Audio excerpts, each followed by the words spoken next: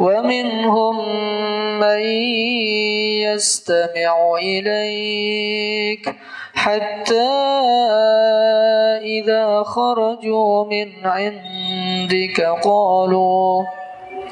قالوا للذين أوتوا العلم ماذا قال آنفا أولئك الذين طبع الله على قلوبهم واتبعوا أهواءهم.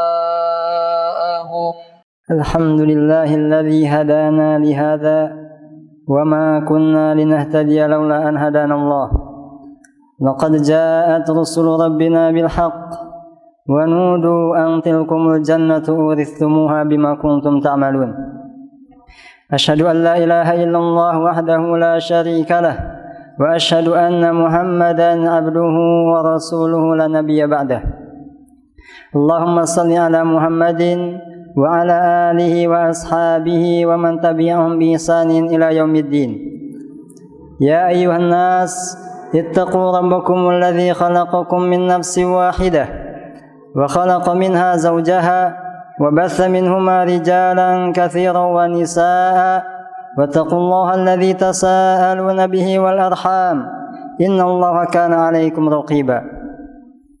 اللهم علمنا بما ينفعنا وانفعنا بما علمتنا وزدنا علما وأرنا الحق حقا وارزقنا اتباعه وأرنا الباطل باطلا وارزقنا اجتنابه.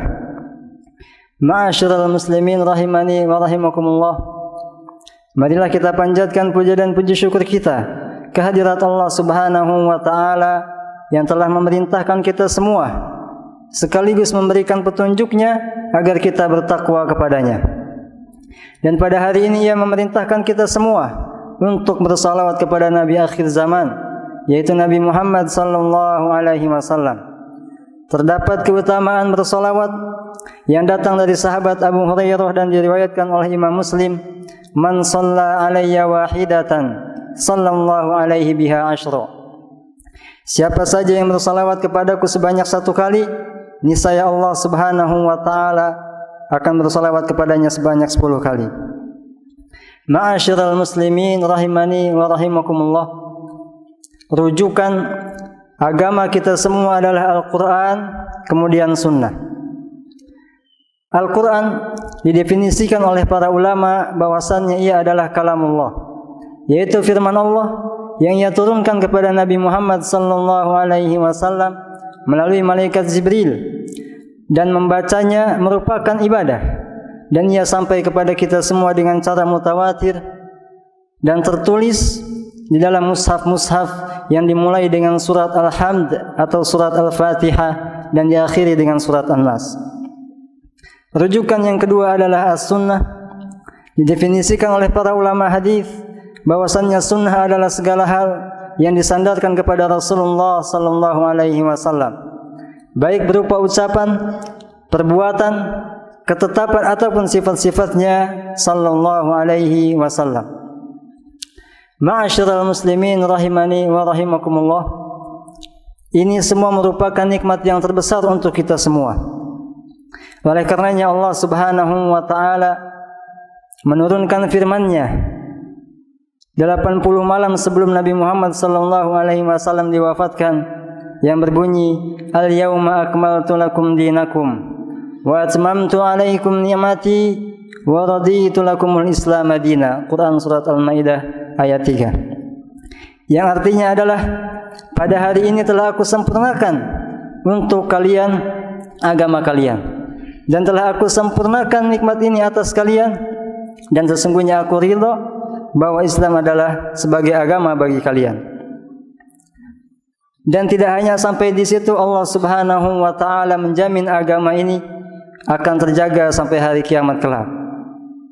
Dari firman-Nya yang berbunyi, "Inna nahnu nazzalna dzikra wa inna lahu lahafizun." Quran surat Al-Hijr ayat 9. Sesungguhnya kamilah yang menurunkan az-zikra, yaitu Al-Quran, dan sesungguhnya kami pula lah yang akan menjaganya, dan dengan penjagaan Allah Subhanahu wa taala terjagalah Al-Quran dan juga sunnah yang maknanya terjaga juga agama kita dari kesesatan-kesesatan sampai hari kiamat kelak, walillahil hamd. Dengan diutusnya Nabi Muhammad sallallahu alaihi wasallam, ini juga merupakan nikmat dan anugerah yang besar bagi kita semua. Ketika kita berada di persimpangan, tidak memahami makna-makna dari Al-Quran, Allah Subhanahu wa ta'ala mengutus Nabi dan Rasulnya untuk memberikan penjelasan-penjelasan. Oleh karenanya Allah Subhanahu wa ta'ala berfirman, "Laqad manallahu 'alal mu'minin." Sesungguhnya Allah Ta'ala telah memberikan nikmat kepada kaum mukminin. "Idz ba'atsa fihim rasulan min anfusihim." Ketika ia mengutus di antara mereka seorang rasul, yatlu 'alaihim ayatihi wa yuzakkihim wa yu'allimuhumul kitaba wal hikmah. Dan membacakan kepada mereka ayat-ayatnya dan juga membersihkan jiwa mereka dari kotoran-kotoran dan mengajari mereka Alkitab dan Al-Hikmah, yaitu As-Sunnah. Wa in kanu min qablu lafi dhalalin mubin, yang mereka itu sebelum itu berada pada kesesatan yang nyata. Quran surat Al-Imran ayat 164. Maka ma'asyiral muslimin rahimani wa rahimakumullah, sudah sepantasnya kita semua bersyukur kepada Allah Subhanahu wa ta'ala dengan senantiasa menjaga segala perintahnya dan menjauhi larangannya, dan tetap berada pada koridor Islam, dan selalu memohon kepada Allah Subhanahu wa ta'ala agar diberi keistiqomahan, yang dengan ini Allah Subhanahu wa ta'ala akan memberikan kepada kita akhir hayat yang baik, yaitu husnul khatimah. Allah berfirman, "Wala tamutunna illa wa antum muslimun." Dan janganlah kalian mati kecuali kalian berada di atas Islam. Ibnu Katsir rahimahullah menjelaskan ayat tersebut. Beliau mengatakan, "Man 'asha 'ala syai'in mata 'alaihi, wa man mata 'ala syai'in ba'athahu Allahu 'alaihi." Ucapan beliau semakna dengan sabda Rasulullah sallallahu alaihi wasallam, "Wa man mata 'ala syai'in ba'athahu Allahu 'alaihi." Yang artinya adalah siapa saja yang hidup melakukan kebiasaan tertentu, baik kebaikan ataupun keburukan, maka ia akan diwafatkan di atas hal tersebut. Bisa saja dalam keadaan husnul khatimah, bisa juga dalam keadaan su'ul khatimah, dan kita tidak pernah tahu hal tersebut. Wa man mata 'ala syai'in ba'athahu Allahu 'alaihi. Dan siapa yang mati di atas sebuah hal, maka Allah Subhanahu wa ta'ala akan membangkitkannya di atas hal tersebut. Apabila ia mati dalam kondisi su'ul khatimah, maka Allah akan membangkitkannya dalam keadaan berbuat dosa tersebut. Apabila ia wafat dalam keadaan husnul khatimah, maka Allah Subhanahu wa ta'ala akan membangkitkannya dalam keadaan yang seperti itu. Wa nas'alullaha an yuhsina lanal khatimah. Dan kita memohon kepada Allah Subhanahu wa ta'ala agar Dia mewafatkan kita semua dalam keadaan husnul khatimah. Ma'asyiral muslimin rahimani wa rahimakumullah. Ketika kita beragama, tentu kita akan mendapatkan rintangan-rintangan dan halangan-halangan berupa kesesatan-kesesatan, berupa fitnah-fitnah, baik fitnah syahwat ataupun fitnah syubhat, yang hal ini bisa saja mengeluarkan seseorang dari Islam, dan bisa juga hal ini melemahkan agama dan cahaya di dalam hati seseorang, dan bisa juga hal ini mampu menghalau umat manusia untuk masuk ke dalam Islam. Dan inilah yang dimanfaatkan oleh musuh-musuh Islam, memperburuk citra Islam di mata dunia, dan dengan ini menjadi sebab untuk menghalau orang-orang untuk masuk Islam secara berbondong-bondong. Ma'asyiral muslimin rahimani wa rahimakumullah. Maka dari sinilah penting sekali kita memiliki ilmu pengetahuan. Pertama ilmu tauhid, kemudian ilmu tentang beribadah kepada Allah Subhanahu wa ta'ala agar sesuai dengan tuntunan Nabi kita Nabi Muhammad sallallahu alaihi wasallam, dan dilakukan ibadah tersebut atas dasar keikhlasan lillahi ta'ala, yang dengan dua hal tadi Allah ta'ala akan menerima amal ibadah kita. Ma'asyiral muslimin rahimani wa rahimakumullah. Maka dari sinilah sahibus sir yang diamanahi oleh Rasulullah sallallahu alaihi wasallam dari rahasia-rahasia, yaitu seorang sahabat yang bernama Hudzaifah bin Yaman radhiyallahu anhu. Ia mengatakan, orang-orang bertanya kepada Rasulullah sallallahu alaihi wasallam tentang kebaikan, sedangkan aku bertanya kepada beliau sallallahu alaihi wasallam tentang keburukan, karena khawatir kalau aku terjatuh ke dalamnya. Untuk memahami Al-Quran dan juga Sunnah, tidaklah cukup hanya dengan pemahaman masing-masing, tidaklah cukup hanya dengan pendapat masing-masing, yang dengan hal itu justru akan mendatangkan pemahaman-pemahaman yang baru, yang bertentangan dengan pemahaman-pemahaman sahabat, dan hal ini akan mengakibatkan perpecahan-perpecahan di antara kaum muslimin, karena masing-masing berbangga dengan pemahamannya atau pemahaman kelompoknya.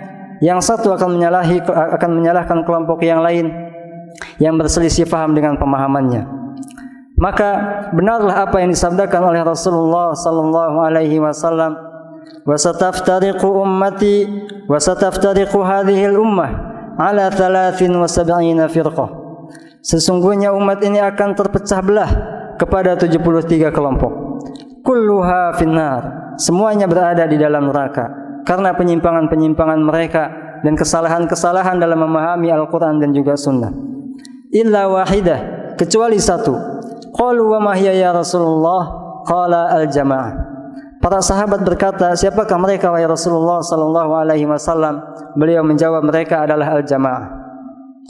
Al-jamaah adalah generasi-generasi terdahulu, yaitu para sahabat radhiyallahu anhum ajma'in, kemudian para tabi'in, dan para tabi'in dan generasi yang seterusnya dan yang setelahnya, sampai kepada para ulama Ahlus Sunnah wal Jamaah dari Imam Abu Hanifah, Imam Malik, Imam Syafi'i dan juga Imam Ahmad, dan juga orang-orang yang mengikuti mereka dengan baik.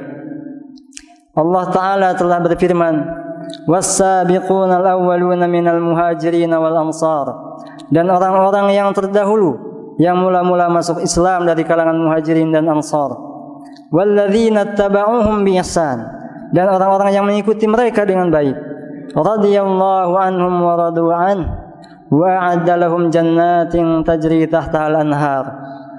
Allah Ta'ala ridho kepada mereka dan mereka pun ridho kepada Allah Subhanahu wa Ta'ala, dan Allah menyiapkan untuk mereka surga yang mengalir di bawah-bawahnya sungai. Khalidina fiha abada, dzalikal fawzul azim. Dan mereka kekal di dalamnya selama-lamanya, dan itulah merupakan kemenangan yang besar. Quran surat At-Taubah ayat 100. Maka dari itu para sahabat radhiyallahu anhum menjadi rujukan umat Islam, karena mereka hidup tatkala wahyu ini turun kepada Nabi Muhammad sallallahu alaihi wasallam, dan mereka benar-benar faham ketika ayat ini turun kepada apa dan kepada siapa. Oleh karenanya mereka orang-orang yang paling faham atas kandungan-kandungan ayat yang turun kepada Rasulullah sallallahu alaihi wasallam, dan tidak hanya itu, mereka amalkan ayat-ayat yang telah mereka ketahui dari Nabi Muhammad sallallahu alaihi wasallam. Berkata sahabat Ibnu Mas'ud, "Kunna la natajawazu 10 ayat." Dahulu kami tidak melewati 10 ayat dari Al-Qur'an, hatta nata'allamahun, sampai kami mempelajarinya, sampai kami memahaminya. Wa na'mala bihinna wa na'lamahunna, dan kami mengamalkannya dan kami memiliki ilmu tentangnya. Wa na'lam halalahunna wa haramahun, dan kami pun mengetahui yang halal-halalnya dan yang haram-haramnya. Fa'utinal ilma wal amal, kata beliau, maka kami pun telah diberi oleh Allah Ta'ala ilmu dan juga pengamalan-pengamalannya. Oleh karenanya ma'asyiral muslimin rahimani wa rahimakumullah, mereka orang-orang yang paling paham tentang Al-Quran sesuai dengan apa yang difahami oleh Rasulullah sallallahu alaihi wasallam. Berkata juga sahabat Abdullah bin Mas'ud radhiyallahu anhu, "Man kana minkum muta'assiya falyata'assa bi ashabi Muhammadin sallallahu alaihi wasallam." Siapa saja di antara kalian yang hendak menjadikan suatu teladan, maka jadikanlah sahabat Nabi Muhammad sallallahu alaihi wasallam sebagai teladan kalian. Kanu abarru hadhil ummati quluban, karena mereka adalah orang-orang yang paling baik hatinya, wa a'maquha ilman, dan yang paling dalam ilmunya, wa aqallaha takallufan, dan orang-orang yang menjalankan syariat ini tanpa memberat-beratkan diri, wa aqwamaha hadya, dan orang yang paling lurus petunjuknya, wa ahsanaha hala, dan yang paling baik keadaannya, qaumun ikhtarahumullahu li suhbati nabiyhi sallallahu alaihi wasallam. Mereka adalah suatu kaum yang telah Allah pilih untuk menjadi para sahabat Nabi Muhammad sallallahu alaihi wasallam. Fa'rifu lahum fadlahum wattabi'uhum fi atharihim, maka ketahuilah keutamaan mereka dan ikutilah jejak-jejak mereka, fa innahum kanu 'alal hudal mustaqim, karena sesungguhnya mereka berada di atas petunjuk yang lurus. Ma'asyiral muslimin rahimani wa rahimakumullah. Oleh karenanya sahabat Umar bin Al-Khattab radhiyallahu anhu berkata kepada Ibnu Abbas, "Wahai Ibnu Abbas, bagaimana umat ini bisa berselisih padahal nabi mereka adalah satu dan kiblatnya juga satu?" Ibnu Abbas menjawab, "Wahai Amirul Mukminin, sesungguhnya Al-Qur'an diturunkan kepada kita. Kita membacanya dan mengetahui pada siapa Al-Quran itu turun. Kemudian akan datang setelah kita orang-orang yang membaca Al-Quran tetapi tidak tahu kepada siapa ia diturunkan. Lalu mereka menggunakan akal mereka, dan bila mereka menggunakan akal pastilah terjadi perselisihan, dan bila mereka berselisih pastilah terjadi pertikaian." Ma'asyiral muslimin rahimani wa rahimakumullah. Kelompok yang pertama muncul pada masa sahabat adalah orang-orang yang mengkafirkan para pelaku dosa besar. Mereka menganggap orang yang berbuat zina, orang yang membunuh dan lain-lainnya, dosa-dosa besar mereka anggap sebagai kafir, telah keluar dari Islam. Dan hal ini bertentangan dengan pemahaman Ahlussunnah wal Jamaah, sesuai dengan dalil-dalil yang dipahami oleh mereka. Salah satunya adalah dalil sibabul muslimi fusuq.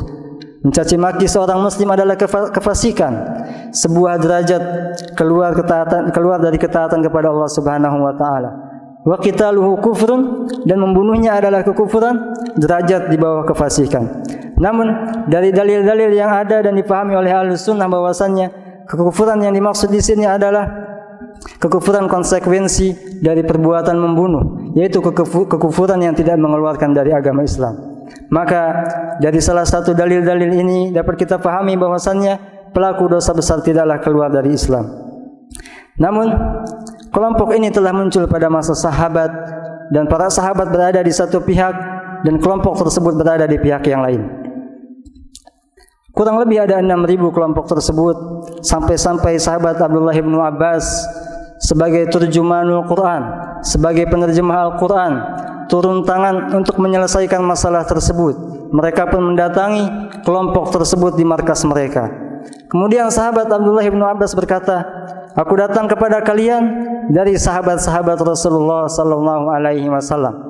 Dari ucapan beliau dapat kita pahami bahwasannya para sahabat berada di pihak yang benar dan mereka berada di pihak yang salah.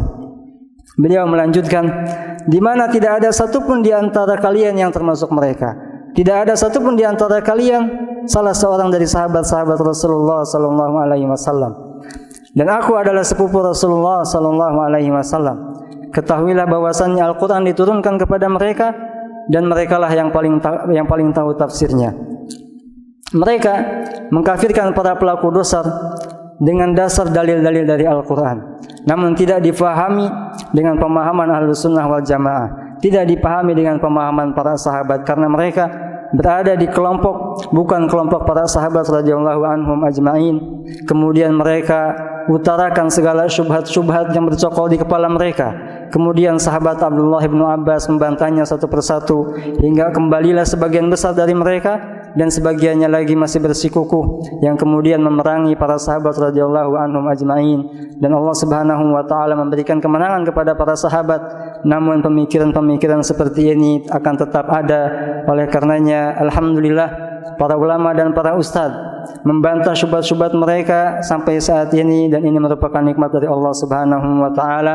Maka benarlah apa yang diucapkan oleh Imam Ibnu Qayyim, su'ul fahmi anillahi wa rasulih aslu kulli bid'ah. Buruknya pemahaman tentang Allah dan Rasulnya merupakan pangkal dari segala hal-hal yang baru dan pangkal dari segala hal-hal kesesatan. Nasya'at fil islami qadiman wa haditha, yang muncul di dalam Islam baik dulu ataupun sekarang. Oleh karenanya ma'asyiral muslimin, mudah-mudahan Allah Subhanahu wa taala memberikan petunjuknya untuk memahami agama ini dan mengamalkannya, serta memberikan keistiqomahan dalam amal dan mewafatkan kita dalam keadaan Islam. Amin ya rabbal alamin. Aqulu qawli hadza wa astaghfirullah li wa lakum wa lisairil muslimina min kulli dhanbin fastaghfiruh innahu huwal ghafurur rahim.